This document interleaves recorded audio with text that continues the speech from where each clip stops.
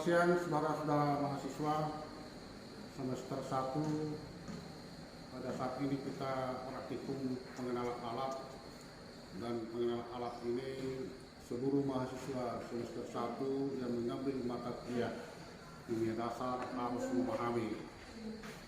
Dan nanti asisten akan saya minta menjelaskan alat-alat yang digunakan selama praktikum, dan Anda nanti sudah mulai membuat laporan praktikum. Dan asisten ini semua profesional dan mereka sudah siap menjelaskan dan sudah kita training sebelumnya. Kalau ada kurang lebih, artinya kita harus saling memaklumi, ya, saling memahami, dan kita harapkan kerjasama antara praktikan dengan asisten maupun dosen harus berjalan dengan baik. Dan selama pengenalan alat ini kami minta saudara-saudara supaya serius melihat, mengamati, mencatat, dan menggambar. Nanti video ini Anda bisa akan buka di handphone masing-masing atau di laptop saudara.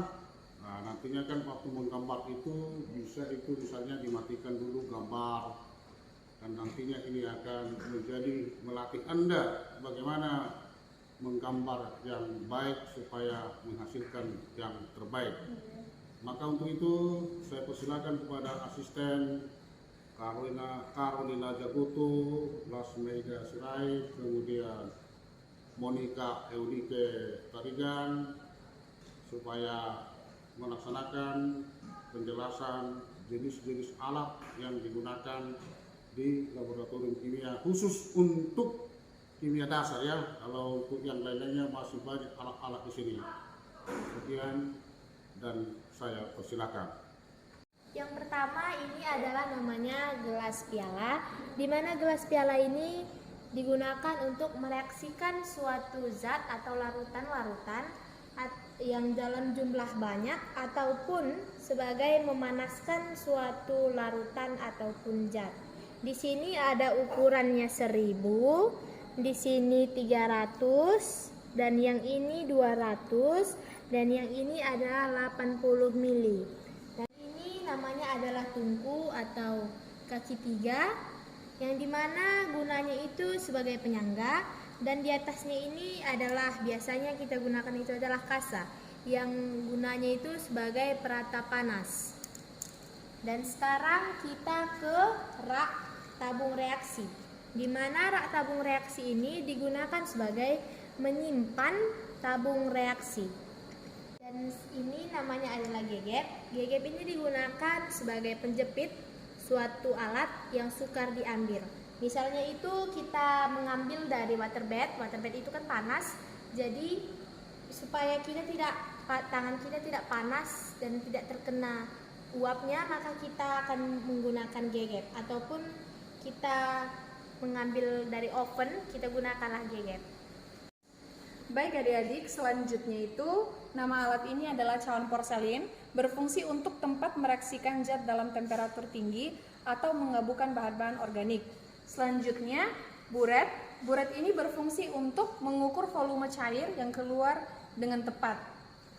Selanjutnya corong. Corong ini berfungsi untuk mempermudah memasukkan volume cairan ke dalam botol yang bermulut kecil. Selanjutnya labu Erlenmeyer.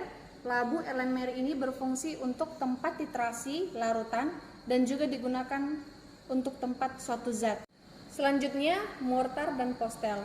Mortar dan postel ini berfungsi untuk menghaluskan suatu bahan yang bersifat kasar. Nah, adik-adik, di sini ada alat yang namanya gelas ukur, di mana berfungsi untuk mengukur sampel dari bahan cair dengan ketelitian rendah. Di sini ada yang dia 100 mili, ada yang 25, ada yang 10 mili, dan ada yang sampai 5 mili. Nah, di sini juga ada yang namanya pipet mol, di mana berfungsi untuk mengambil larutan dan mengukur volume larutan pada berbagai skala.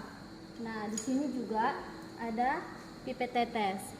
Pipet tetes ini berfungsi untuk mengambil bahan dalam jumlah sedikit atau tetesan, tidak ada skala ukuran volume pada alat ini.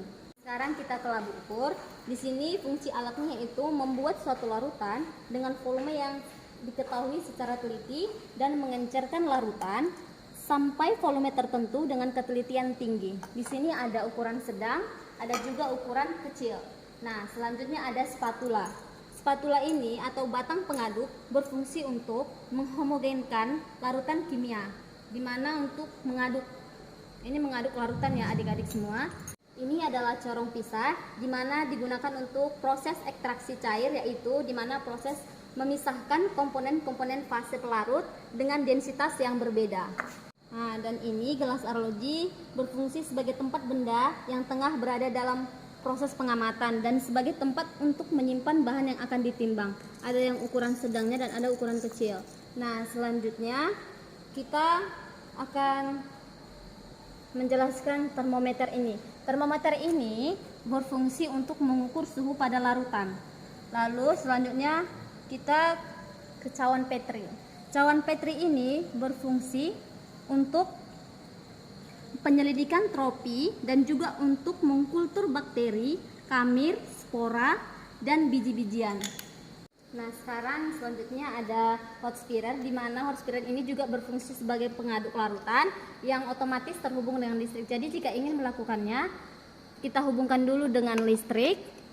Nah, kalau sudah berwarna merah seperti ini, kita siap kita pakai.